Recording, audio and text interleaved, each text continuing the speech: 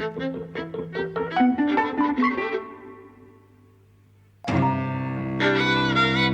and welcome to Eavesdropping at the Movies. I'm Mike. And I'm Jose. So, Mother, or, because it's got it's little m at the beginning of Mother, and it's got an exclamation mark, so it's actually Mother. Yes. Or a swear word, you know. Mother. Yes. It's not called Motherfucker. No, but the exclamation point is interesting, isn't it? Because it begins to signify, or at least it has the potential of signifying other things. It's not just a simple declarative statement. It's kind of expressing something. It's like, oh, Calcutta. Yeah, a little bit. Or airplane.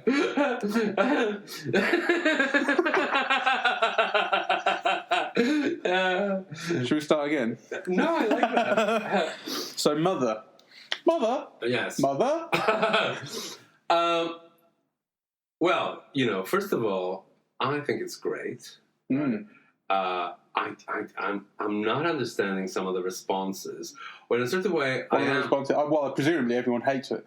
Yes. Why would you presume that? Because it's by Darren Aronofsky, and he has a bit of a history of making good films people hate. Uh-huh. It doesn't explain anything that it's doing. It's really it's not like it's too clever for the audience, but it's not trying to help them out. Right. You know, and so I think people will just go, "This is pretentious shit." Yes. Okay, that's what they've been saying. Yeah, well, there you go. However, you know, I don't think it's pretentious shit. I think it's really good. So first of all, you know, the story. In a way, the story is very simple. Jennifer Lawrence is the protagonist. Everything is seen from her point of view, through her eyes. And actually, I think one of the great thrills for anyone who's interested in acting is to see what she does with it. You know, because she just carries it. She's fantastic. But anyway, the story is short. Yeah, so give us a rough idea of what happens without going into spoiler territory. Yes, because it's easy to spoil this movie plot-wise. So it's about a young girl married to a distinguished elder writer played by Javier Bardem, and as the film proceeds, she loses control of her home, and you know she tries to latch on to her love, and these guests come into the house, and they take more and more and more liberties, and she becomes frustrated that her husband, in a way, is not protecting her right to the house, as if he doesn't feel anything for her, as if other people are more important than her. And so the film also begins to put elements that could be supernatural, but that could also be medicinal. So, you know, she takes this medicine that prevents her from losing her grip on reality. Well, does it? Well, that's the question. The medicine is not explained at all, and it's something that she keeps on taking, and and I don't know that it does have any effect on her grip on reality. Well, for one thing, what is real and what isn't real very quickly becomes a grey area. Yes. You really don't know. Yes. I mean, so I guess we'll get out of spoiler territory now. We're like, you've had the spoiler-free version of the idea of it. Yes, you could now turn off if you don't want spoilers. So the version of the film where we get to say whatever we like is the house starts to become overrun with people and torn apart, and time starts to seem to move very quickly. It turns into this kind of vision of hell in some respects. There's this constant repeating motif where she will put her hand on a surface in the house, a wall or a floor, and it will kind of dissolve, and there's a heartbeat. Yes. You see this heart becoming slowly more desiccated and dead. But it's not clear at all. Like, it seems very clear early on that this is some sort of vision, something like that, because it's so infrequent. But as the film goes on, these images start to take over, and you have absolutely no idea what is meant to be real and what isn't within the film's world. It's such a fascinating film. And her medicine being part of that, I think the only time it changes when she becomes pregnant. Yes. She becomes pregnant and she tips it down the toilet, so she doesn't need it anymore after that. Yes. And I haven't worked out why.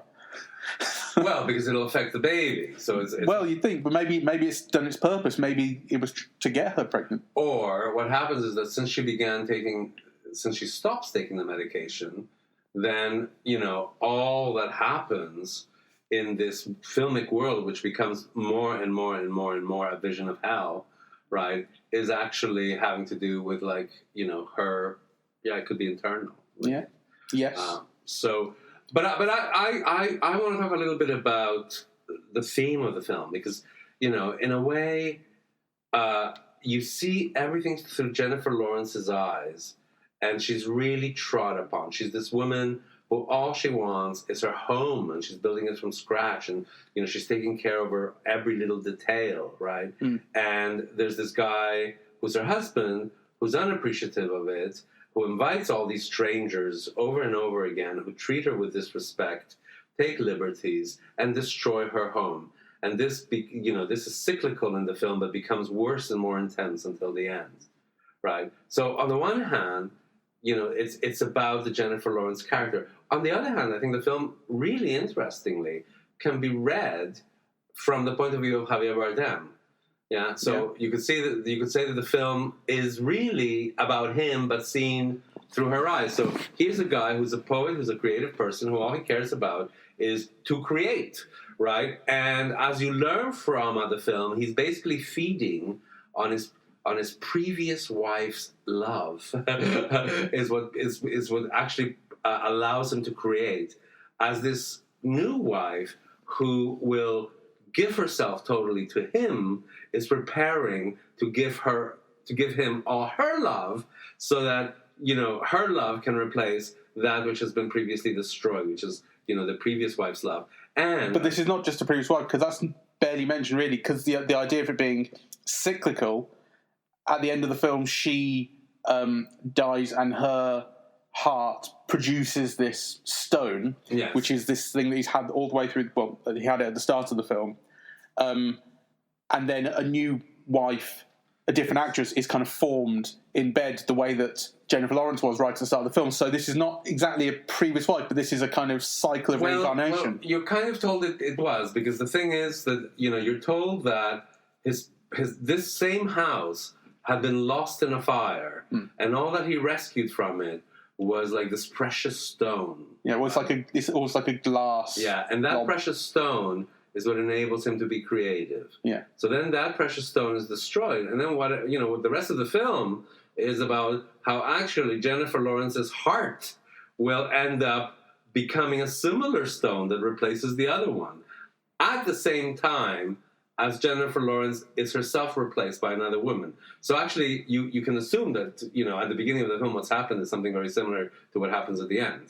Yeah? Yeah, I think that's the suggestion. Yes. The idea this keeps repeating. That's right. So, there's this whole thing about, male creativity and control, and how, he resents the wife in a way because, the nagging, but he doesn't listen to her. He doesn't listen to her. It could be anyone. It's only late on when the baby is born, he starts to get annoyed by her. Before then, he barely even seems to notice her. Yeah. So I think that's kind of, quite an interesting indictment of, the male creative figure. Yeah. Well, he feeds off her as well. That's the thing. That's right. He feeds off her, and she becomes desiccated. And actually, right at the end of the film, when she dies, she shrivels into a husk. It's right. Incredible visual, where she as he reawakes into a beautiful home with another beautiful wife. Yeah. It's a fantastic film. And actually, I think what's fantastic about it is that it's slightly surreal. Yeah. So just slightly. Well, yeah. Well, it's surreal in a different way than Buñuel, which kind of brings up a its own logic or something. Like you don't have a cow on a bed or something. But I suppose you have things that are similar. I guess. Well, really, there seems to be allegorical. It seems to be allegorical imagery and storytelling all over the place. There's a lot of, I think, Christian-inflected storytelling. It seems to be all over the place. You've got this idea of this, he turns into this messiah that people follow and build shrines to, and they want to see the baby. There's this kind of idea that because there's no names Yes. And in the credits, he's just called him, Really? like God. Well, And so there's this thing that he's a Christ figure to these people who start to follow him because his poetry speaks to them and so on. But then you've also got this idea that he and Jennifer Lawrence are the parents of Christ, who's then born. And you've also got there's like a Cain and Abel thing with the brother killing the other brother, and there's the 10 plagues show up. Yes. There's a frog, and there's blood, and there's the guy's ill. That's fantastic. But they are all over the place, and they seem to. Like, this is the thing I was at one point as well. I was thinking to myself, what Darren Aronofsky does better than almost anyone I can think of is visually convey people losing their minds or kind of who are in an altered mental space. He does it in Pi. It's all about paranoia and claustrophobia, and there's a lot of it in this as well, where he has these telephoto almost shots of people's faces. That's his standard way of shooting people. These long lens close-ups, but it's in a house. The entire film is set inside this house, so it brings the backgrounds very close. So there's this claustrophobia to everything, and even as characters walk around the house and move between rooms, he holds these long lens shots on their faces, so they're trapped constantly within this frame that's moving and shaking, and the backgrounds are moving, and it's really constrictive visually. Yes, it is. You really feel this claustrophobia and paranoia and psychosis that Jennifer Lawrence is going through. Everything, she's walking around the house as people are filling it up, ruining it, and she can't escape. Yeah. And I was thinking, he's so good at conveying this psychosis visually. I love Russell Crowe, who's not in this, but I was just thinking I love Russell Crowe because I think he's amazing at portraying characters who are on the edge of losing their sanity. I think he's brilliant at that, and I thought, I wish they did a movie together. And then I realised that they did. I forgot. Good. I love Noah. I don't love Noah. But Noah is related to this, I think. That Noah is obviously a biblical story, or it's a takeoff of biblical stories. And this, I think, is doing something similar. And I think, actually, they're similar in another way, which is that I think they're both talking about environmentalism. How interesting. How so? I think that Mother is talking about environmentalism insofar as the house is taken over and destroyed by people not caring for it, and taking over. And actually, I mean, towards the end, it essentially becomes overpopulated. Yes. The poem that is what brings everyone to the house isn't read out, but it's conveyed visually as this scene of the burnt-out house with a forest that's similarly burnt out and trees that have been burnt down, and then the love of Jennifer Lawrence and Javier Bardem. They hold hands, and the house sort of springs into life, and all the grass around it is regrown, and everything becomes green and renewed. That's the kind of central image that's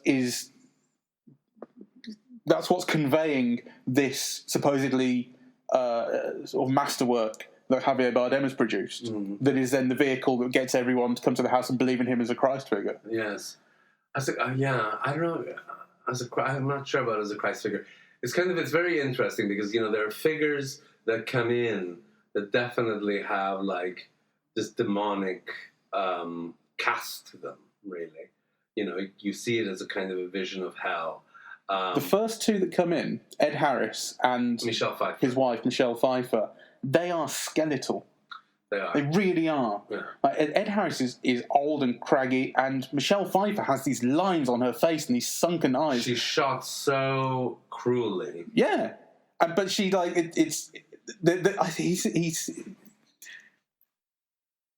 yeah, like they give themselves to the director, don't they? They do. And because there are these shots where she's talking to Jennifer Lawrence, and it's intercut back and forth, and Michelle Pfeiffer's face is hollow and sunken and like skeletal. Yes. And Jennifer Lawrence's face is just full and glowing and beauty and yeah, they are really opposed. Yeah, it's really striking. Yes, they were fantastic as well. I mean, I thought Michelle Pfeiffer was genius. Really, kind of she brought in all of the these different tones of edginess and tauntingness and kind of barbs and I thought she was fantastic. Yeah, it is interesting how the actors have given themselves over to these parts. Not the least Jennifer Lawrence, who I really think she's astonishing in this, really. She's transparent. You can see everything she's feeling. And she's made to run the gamut of emotion, really, from, love to fear to bewilderment to, she does everything. And she often does everything in close-up. You see every movement of the face, every detail. Yeah, I wasn't so keen as you on the look of the film initially, really, because, it has this thinness and graininess and so on, and it's kind of so unappealing to consume, right? But afterwards, I thought thematically it made so much sense because it does convey kind of this world on the edge of breakup, really, yeah, kind of so well. I thought. I mean, I think for me the thing that kind of challenged me as a viewer in a way is not answering the question of why doesn't she just leave earlier, she is timid, isn't she? And yes. She does love him. I was initially I was very unconvinced by their relationship insofar as he's a generation older than she is. Yes. And it's nodded to by the movie where Ed Harris says, "Oh, I thought she was your daughter." Yeah, it's made explicit. It's made explicit. Yeah. So, and I kind of thought, oh, well, is that just because I have no idea what was behind the film, whether these were the two actors who they happened to get, or whether this was the idea in the first place to get a male character who was significantly older than his wife. So I don't know.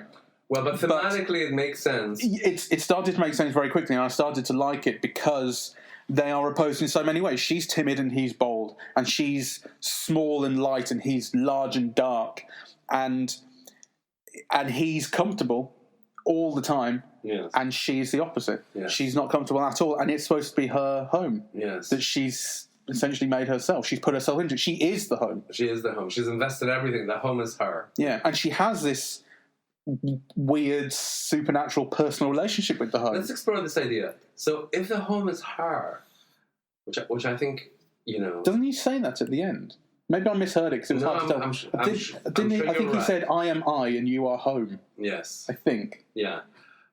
You must be right, because actually it fits in so well with all of the themes of the film. But I just kind of, want to explore that, because the thing is that if she is the home, then the thing about the blood, and the floorboards that become a wound, and then this safe that she discovers that is a safe space, at the end, but not quite, right? Kind of all of those things, take on a particular kind of resonance if you read them thematically as a thread through this idea that she is the home. Which safe is that? When she goes down to the basement, yeah, and she discovers that there's some metal behind. Oh, that's a door, isn't it? Yes. Yeah. But it's this metal door, and then when it opens, it's like a big safe. Well, I thought it was a tunnel. I was hoping that she would go through it. I don't know what to say, because there's like a gas tank in there, or propane tank or something. Yes, well, I don't know. I didn't read it as a safe. I read it as a safe, but anyway, because that's where they end up. Yeah. Really, at the end, right? Well, that's where I was constantly going. This is where the film will end. Like she discovers it halfway through or so. Yeah. And then the rest of the film, I'm thinking at some point this madness won't be the end of the film. She has to return to the basement. There's no other reason for that basement to have been introduced. Yeah. This is where the film comes to an end. She descends. Yes. There's this thing about there seems to be something happening with the different stories of the house. The basement has fire in it and blood and darkness, and it's where the explosion comes from that ends the film, and that's it. So there's this inferno thing going on, this hell thing, essentially. Without meaning to sound too, because it doesn't. The thing is, you can say, "Oh, well, this represents hell." like, what does it mean? That's what I'm struggling with the film, is saying there is so much imagery that I recognise and that I'm being able to pull out of it, but I'm struggling to add some of it up. Yes. A lot of the religious references, which I think are so deliberate, Yes, add up to what? Is this... He's telling some sort of story of creation. Yes. But I'm struggling to fit the pieces together, the details. Yes. It's a film to see again. Oh, yeah. And I one of the things about films like this, which I think are allegorical, is that it's wonderful to see it on a big screen like today, because I do think that, like, some of the aspects of performance, are so vivid and clear on a large screen. But I think it's worth kind of looking at them again, on at home on video, where you can, fast forward and rewind and see a bit over again, and kind of, and try to make things cohere. Though, what did you think of it as just an experience? A cinema experience. Yeah, I thought it was fantastic because fantastic. I thought it was. I found myself captivated. It moved so much. I didn't know anything about the film. You know that I love knowing nothing about a film before I see it. I don't watch trailers if I can avoid it. I don't read anything. I just go, I want to see this. So I knew nothing. I just knew it was Darren Aronofsky. I didn't even know who was in it. And so the film begins with these two in the house, and they seem to be in love, and the house is kind of in a state of being decorated. And Ed Harris shows up, and I'm thinking, all right, so this is like the cable guy or the gift or something. This is the uninvited stranger thing. And of course, there's a lot of that. But the film develops, and then all of a sudden, it's a lot of uninvited strangers, and then there's a baby, and then there's this the point where Ed Harris and Michelle Pfeiffer's sons show up, and this argument starts. I found quite funny. It's like, I think the film is intended to be humorous at some points, because this argument begins between these four, who are not members of this household, but they've been invited there by Javier Bardem. It's just it's fine for them to be there. He's so open, and like I said to you in the film, Spanish hospitality. It's really too much. But they start arguing. They start arguing about this will, and Ed Harris is dying of cancer, and the one son seems to be cut out from this will, or something like this. And so it's this argument which would be fine in, it would make sense in a regular film, make sense in a soap opera. But in the middle of it, you've got Jennifer Lawrence going, this is my house, and what's going on? This whole other film just starts happening in the middle of it. And you've got this stuff in the basement that is just it rarely, shows up from time to time, but it's not, it's a constant sort of in the undertow, but it's not in the forefront.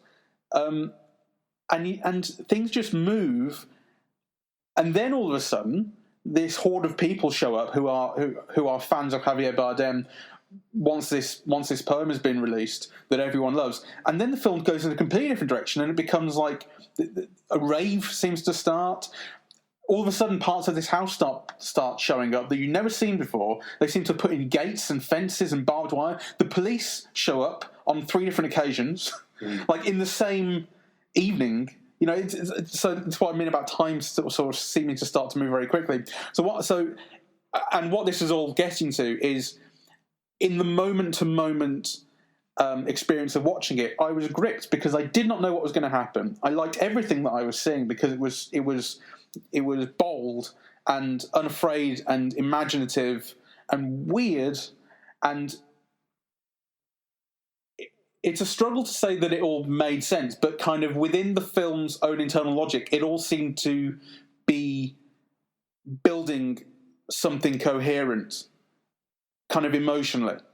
Like I couldn't tell you that, I know what this means, I know why this happened, and I know why, so on. But nothing kind of went, okay, now this is too stupid. Yes. Do you know what I mean? It's possible, it's really possible, I think, to watch the film and go, this is just dumb.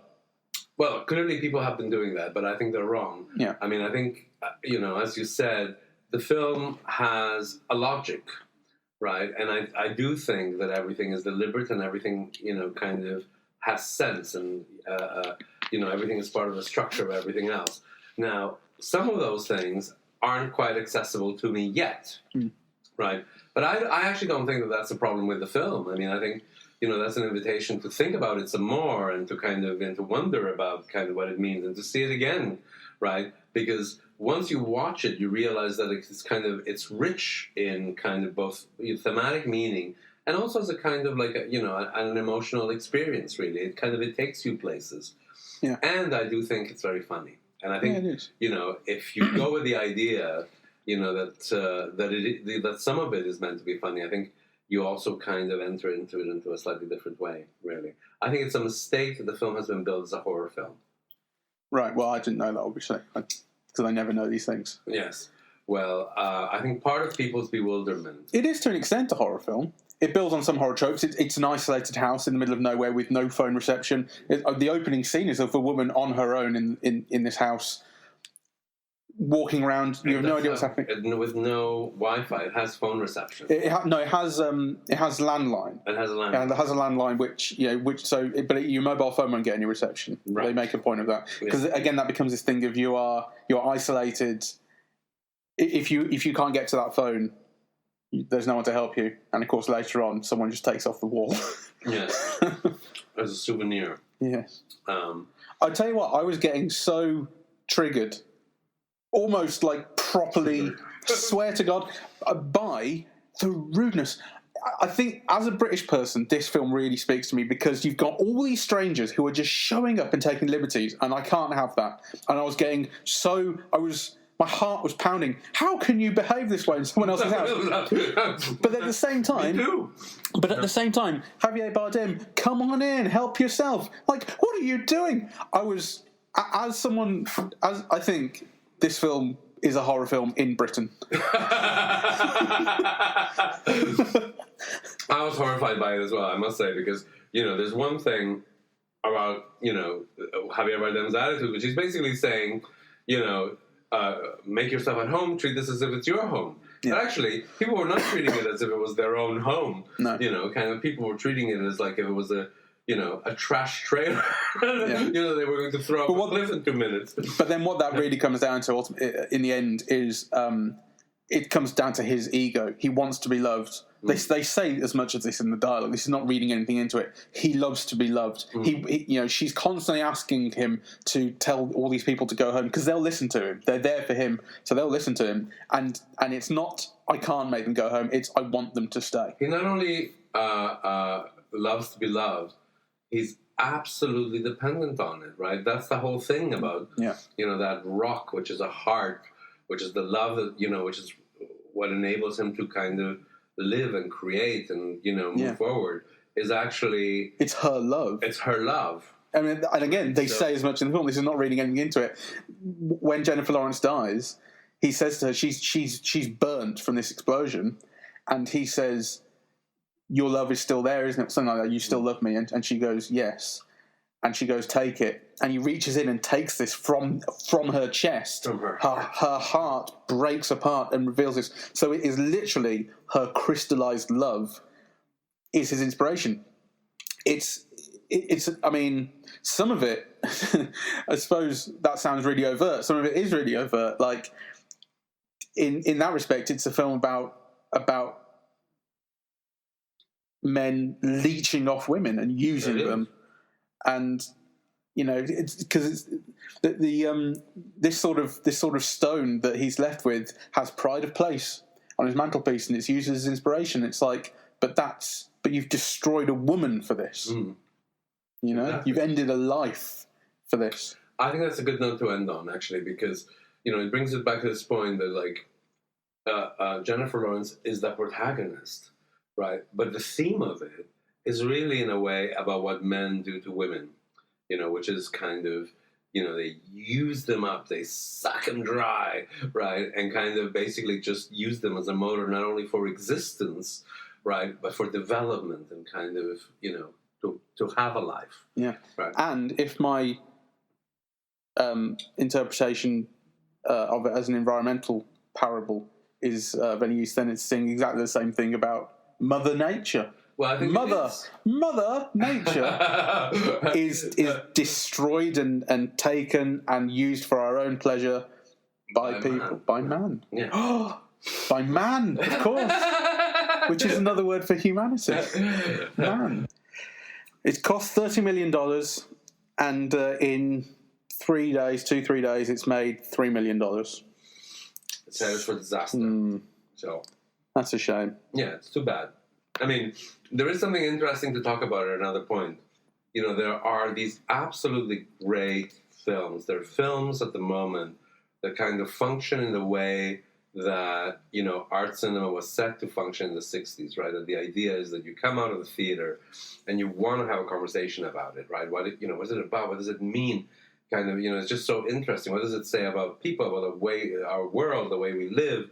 Like, you know, these films are kind of, are here at the moment, and yet nobody's interested in watching them, right? I think the problem with Mother is in many ways the similar problem with Detroit.